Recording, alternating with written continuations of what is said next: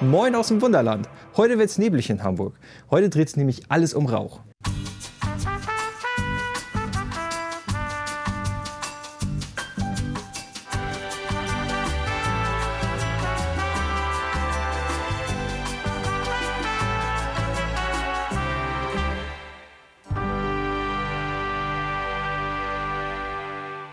Wir haben ja viele verschiedene Feuerwehreinsätze bei uns auf der Anlage, wo ja auch Nebel durch Nebelmaschinen erzeugt wird. Das Problem ist nun aber, dass durch das Kondenswasser von diesen Nebelmaschinen unser Holz aufquillt und gammelt. Und um das zu stoppen, haben Henning und ich nach einer Lösung gesucht und das zeige ich euch jetzt. Ich bin Marvin, ich arbeite hier in der E-Ecke, bin auch gelernter Elektroniker, bin tatsächlich aber jetzt eher mehr in die Mechanik gerutscht, bringt mir aber sehr viel Spaß. Und Elektroniker habe ich eigentlich gelernt, da mein Vater mich da ein bisschen angefixt hat. Er hat das damals auch gelernt. Ich habe mal ein bisschen reingeschnuppert und habe tatsächlich auch nebenbei, als ich Abi gemacht habe, auch das Fach Technik und Elektrotechnik gehabt. Und es hat mir so viel Spaß gebracht, dass ich dann gedacht habe, ich mache mal die Ausbildung zum Elektroniker.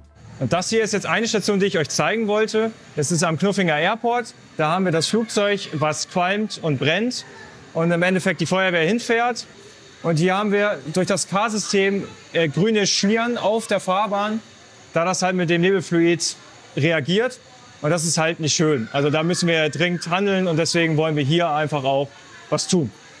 Ja, die nächste Station, die ich euch zeigen will, ist Knuffing, also das Schloss Knuffing, wo wir ja auch unsere Einsätze haben, unseren Brandeinsatz. Und hier haben wir halt das Problem, dass es tatsächlich schon mal fast gebrannt hat. Also zum Glück hat ein Kollege gesehen, dass es qualmt, obwohl die Anlage noch gar nicht gestartet war. Und es kam halt durch einen Kurzschluss, weil das Nebelfluid halt mit den Kabelisolationen reagiert hat. Und dadurch hat es halt wirklich mal angefangen zu qualmen. Und wir haben es, ja, wie gesagt, rechtzeitig erkannt. Und das ist halt auch so ein Grund, warum wir hier dringend was tun müssen, damit das nicht nochmal vorkommt und das Schloss wirklich abbrennt. Das nächste Problem, was wir hier haben, das zeige ich euch jetzt unter der Anlage. Die Idee, mich hier im Wunderland zu bewerben, kam eigentlich von der Mutter meiner Freundin. Wir haben Freddy und Gerrit auf dem roten Sofa im NDR gesehen und ich dachte so, ey, muss das doch mega cool sein, da zu arbeiten. Und dann hat meine Freundin und ihre Mutter einfach mal im Internet geguckt, ob es Stellenausschreibungen gibt. Und dann haben sie gefunden, ja, hier, guck mal, die suchen Elektroniker. Und dann habe ich mich drauf beworben und ja, zack, war ich hier. Hier unter der Anlage haben wir jetzt dann die Nebelmaschine, die unsere 3 Brände, also den LKW-Brand, das Eckhaus und das Schloss mit dem Nebel versorgen. Und über mir sieht man schon, das ist das Eckhaus, wie dort das Kondenswasser von der Nebelmaschine ins Holz zieht, das Holz angreift und es im Prinzip anfängt zu gammeln. Und das macht uns natürlich Probleme und das haben wir hinten am Schloss, also das Schloss ist hinter mir. Dort sieht man das noch viel mehr. Also rund um das Schloss ist das Holz schon aufgequillt und feucht. Und wenn das so weitergeht, dann müssen wir das dementsprechend bald ersetzen. Und das wäre natürlich Arbeit, die wir nicht haben wollen. Unsere letzte Station, wo wir eine Nebelmaschine verbaut haben, ist das Castello Aragonese. Dort wird einmal im Jahr das Fest Isha Ponte ausgeführt. Und hier simulieren wir das Ganze, dass es auch brennt und halt auch qualmt.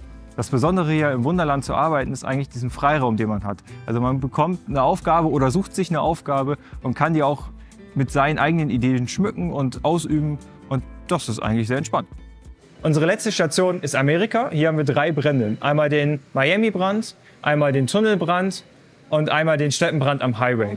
Hier haben wir ein anderes System. In den anderen Bauabschnitten haben wir die Nebelmaschinen und hier haben wir halt die Verdampferröhrchen. Der große Vorteil der Verdampferröhrchen ist einmal, dass sie heißere Nebel haben. Also wir haben halt dieses Kondensat nicht mehr direkt auf der Anlage. Wir müssen weniger Nebel produzieren und wir haben kürzere Wege. Ein anderer Vorteil hier ist aber auch, dass wir hier nur unseren normalen Straßenlack haben und am Flughafen haben wir zum Beispiel nämlich den 2-Komponenten Klarlack. Jetzt ist halt die Frage, warum unser Nebelfluid mit diesem 2-Komponenten Klarlack reagiert. Vielleicht habt ihr eine Idee, dann könnt ihr das gerne mal in die Kommentare schreiben. Durch Amerika sind wir aber auch auf die Idee gekommen, ob man nicht diese Verdampferröhrchen auch in die anderen Bauabschnitte einsetzen könnte. Ob es da andere Möglichkeiten gibt, um einfach die Nebelmaschinen zu ersetzen. Und das würde ich euch unten einfach gerne in der Werkstatt einmal zeigen. Ja, wenn ich klein wäre, also in 1:87, würde ich mich, glaube ich, nach Skandinavien setzen, schön in den Schnee, weil ich einfach diese skandinavischen Länder sehr gerne mag und vor allem mag ich auch Schnee.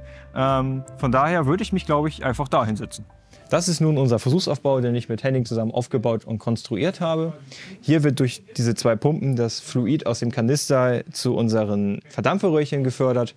Diese Verdampferröhrchen bestehen aus 5 einzelnen Röhrchen, die mit einem Draht umwickelt werden. Durch den Strom wird der Draht heiß und unser Nebelfluid verdampft. Der Nebel ist dann in unserem Nebelgehäuse kurzzeitig gespeichert bis der Ventilator dann angeht, die Luft ins Nebelgehäuse saugt und damit hier wieder den Nebel rauspusten lässt. Über einen Schlauch können wir dann zum Beispiel den Nebel zum Schloss fördern.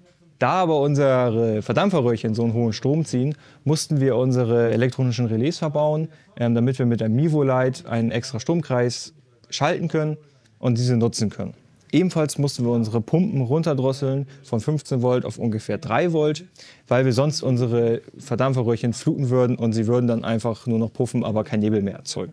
Der nächste Schritt ist nun, dass ich einmal gucke, ob das Behältnis dicht ist, da unser Kondensat sich nun hier in diesem Behältnis sammelt. Und wir wollen ja nicht, dass das Ganze wieder tropft und rausläuft und unsere Anlage kaputt macht. Und wenn das dann funktioniert, dann werden wir es einmal testweise am Flughafen einbauen.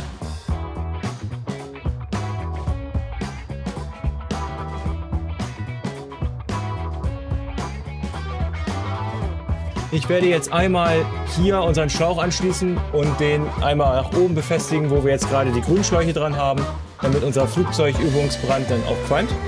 Und werde einfach das hier einmal groß aufbauen.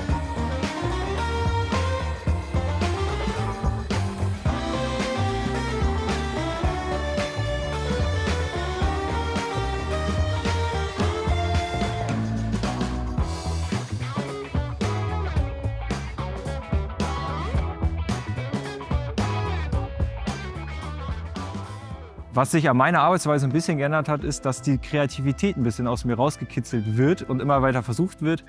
Meine Kollegen unterstützen mich auch da gut, weil ich habe gleich gesagt, ich bin nicht der kreativste Mensch. Ich habe die technischen Kenntnisse, aber ich brauche da ein bisschen Hilfe und da kriege ich sehr gut Unterstützung, dass ich auch mal einfach reingeschmissen werde und sage, jetzt überleg dir mal was und streng deine Kreativität an. Also meine Traumvorstellung oder wo ich nochmal richtig Bock drauf hätte, ist irgendein Knopfdrücker auf der Anlage, der ein bisschen mehr mit Landwirtschaft zu tun hat. Wir haben, glaube ich, gar keinen richtigen Knopfdruck in der Landwirtschaft. Das wäre irgendwie nochmal so ein Ding, weil ich komme vom Land, ich liebe die Landwirtschaft und ich glaube, das wäre nochmal so ein Traum, wenn ich da nochmal irgendwie einen Knopfdruck mir ausdenken könnte und den auf der Anlage platzieren dürfte. Wir sind jetzt hier am Flughafen unter der Feuerwehrübung, die ich ja ganz am Anfang einmal gezeigt hatte. Und wir haben hier unsere Nebelmaschine, also das alte System, unsere Nebelmaschine mit dem Rauchkasten. Der Nebel wird in diesem Kasten kurzzeitig aufgespeichert, damit wir dann über die Ventilatoren gepulst den Nebel nach oben schießen können. Ja, und rechts habe ich jetzt unseren Versuchsaufbau aufgebaut. Hier unter der Anlage bin wieder in unser Nebelfluidkanister gegangen von auch unserer normalen Nebelmaschine. Habe hier den Schlauch nach oben hin verbunden, wo normalerweise dieser grüne Schlauch hier dran ist. Und jetzt können wir eigentlich einfach mal das Makro starten und gucken, ob das so qualmt, wie wir es wollen.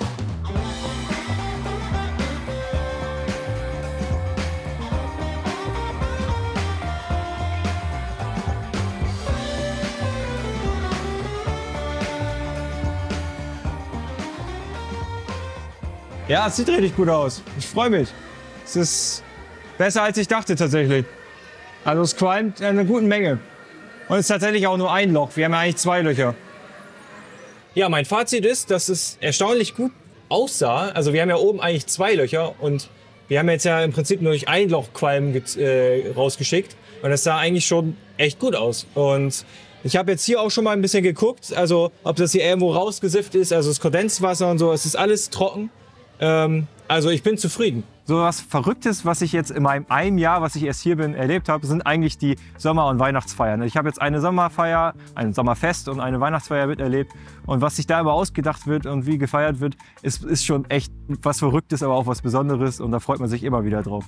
Also der coolste Knopf, den ich jetzt so gerade im Kopf habe und der mir auch einfällt, ist einfach Arnes Baggerballett.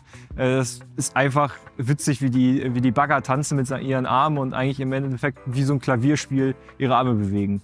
Am meisten freue ich mich eigentlich, wenn wir das Rauchthema abgeschlossen haben, dass es endlich vom Tisch ist, weil das schon sehr lange geht und wir auch diese Arbeit nicht mehr, diesen Schmodder nicht mehr auf der Anlage haben, dass die Anlage endlich länger leben kann und wir uns da nicht mehr große Gedanken drüber machen müssen. Ich hoffe, euch hat das Video gefallen. Wenn ihr noch irgendwelche Fragen habt, dürft ihr die gerne unten in die Kommentare schreiben. Ansonsten wünsche ich euch jetzt noch einen schönen Tag und bis zum nächsten Mal.